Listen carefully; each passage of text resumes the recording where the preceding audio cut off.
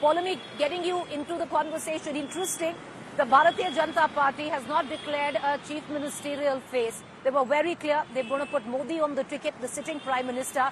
But in the final leg of, the dying hours of the campaign, we did see Shivraj Singh Chouhan once again come up and been given prominence. The posters changed a bit, where you had, Shivraj Singh Chouhan prominently standing right next to the Prime Minister in rallies where earlier on the Prime Minister hadn't mentioned Mr. Chouhan in his speeches. Suddenly, Mr. Shivraj did find favour in election speeches as well.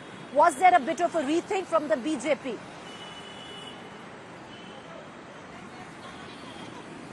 Well, as far as the BJP is concerned, the BJP has been, of course, strategizing as they went along in terms of this campaign is concerned. If there was any election that was going to be decided as far as simply the election campaign was concerned, after the elections were announced, and this is going to be one of those elections, because the BJP may have gone into this election thinking that the anti-incumbency factor is going to weigh in heavily as far as the party and its prospects are concerned, and the anti-incumbency factor against Shivraj Singh Chouhan as well. The long shadow of corruption scandals like Vyapam, the Patwari recruitment scam. These are, of course, factors that were being spoken about. Remember that Kamal has been alleging, like in Karnataka, that this is a 50% commission government as well. So the corruption shadow, of course, looming large as well. The BJP, of course, recognized all of that and hence has gambled with, of course,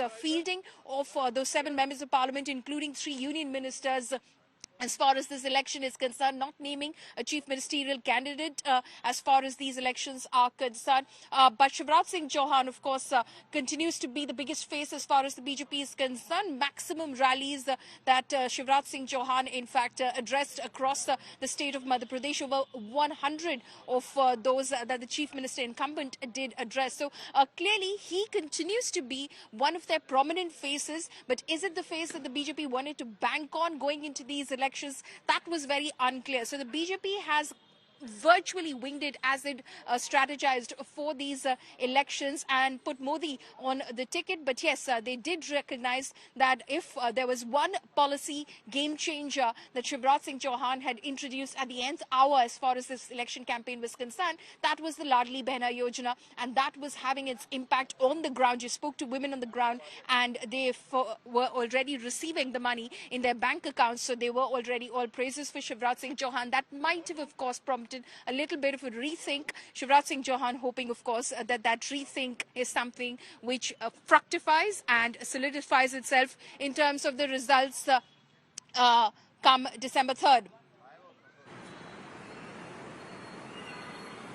All right, Polemi, stay with me. Let's cut across to Hemendra Sharma and Aishwarya, who are joining us. Aishwarya joining us from Narsinghpur, the seat of Prahlad Patel, sitting cabinet minister. He might have it easy because he's been fielded on a seat which was held by his own brother, who'd set the poll arena for him. However, Hemendra, things not so good. Where Narendra Tomar is concerned, where the seat of Morena, at least till the time I was there, most said ke phasi hui hai.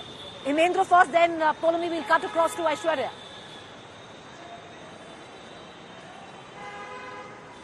Well, Narendra Singh Tomar is fighting a tough battle in Dimni.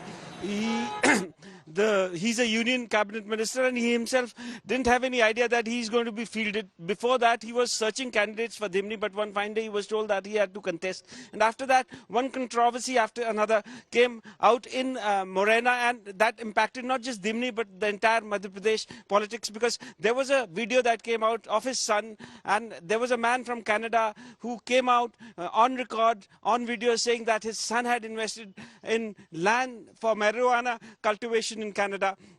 Also, money was being round-tripped. He gave that sequence, how it was being done. All these allegations came in the public domain, but the BJP did not defend itself the way it should have. And the only defense for the Bharatiya Janata Party from Devendra Singh's side was that they lodged a police complaint and there was no action after that. So we are talking about these scams that have happened in Madhya Pradesh, and also the Ladli Behna Yojana that Shivraj Singh Chouhan has launched. But that is the only thing that the BJP has to showcase, whereas the Congress, on the other hand, there are several things that are happening in their favor. One is the old pension scheme that we are not talking about. There are a large number of employees who are banking upon this promise of the Congress government to bring back the old pension scheme.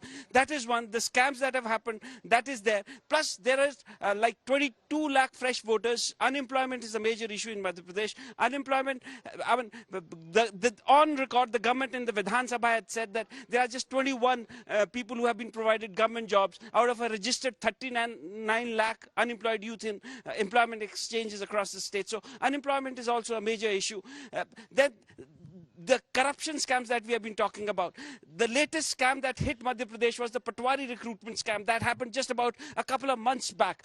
9 lakh people had appeared in that scam, and ultimately when the result came out, and when the way people were given those recruitment letters, and when the way they were questioned by the media, the Chief Minister was forced to put that exam on hold. He said that within a month, sitting judge would look into it, and then the inquiry committee would give it finding. But more than 2-3 months have passed ever since that scam was put on hold, and nothing has happened. So 9 lakh families have got impacted by the latest scam. There have been scams like the nursing college scam, various recruitment scams. So Madhya Pradesh, in fact, when Priyanka Gandhi was campaigning in Madhya Pradesh, she was saying that she has a list of over 250 scams. So these scams too are a major issue in Madhya Pradesh. So what we need to look at is that while the BJP is heavily banking on the Ladli Behna Yojana, Shivraj Singh Chouhan is saying that he aims to make Lakhpati Behna Yojana next. The fact is that if you claim that Madhya Pradesh has become a developed state from a Bimaru state, how come we have so many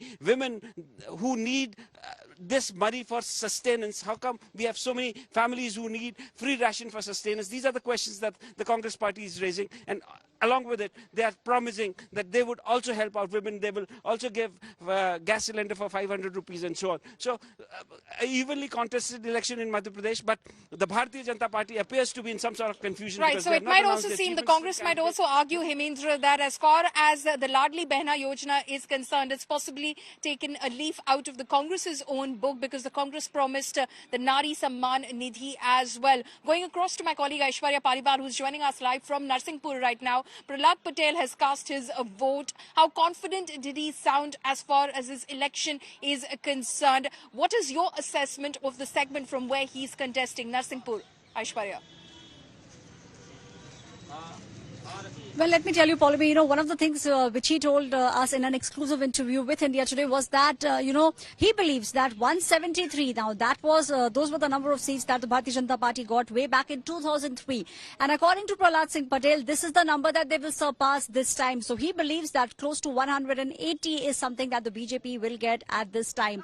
He obviously, is saying that all the things that the government has done, the kind of development that has happened, and one thing, the trump card, which the BJP believes that they have in their kitty, is the Ladli Behna scheme. And, Paulami, since morning we have been to a lot of polling booths, and I can assure you that, the number of women, voters who have been voting, women are turning up in large numbers. And there's a very famous saying, Paulami, that, behind every successful man, there is a woman. So there is, a chance that whoever wins, the woman voter might actually become the swing voter this time in the state of Madhya Pradesh. And this is something that both Shivraj Singh Chouhan as well as the Bharatiya Janata Party are now hoping on and also banking on. They believe that the kind of work that they have done and the kind of money that has gone into the accounts of women is something that will be in their favor. On the other side is the Congress party, which is now saying that it was they who actually won way back in 2018. But, we all saw what happened. So Congress obviously banking on the fact that it's been 18 years of Bharatiya Janata Party government here. They are believing that now is the time for change. But yes, we are seeing, the voter turnout also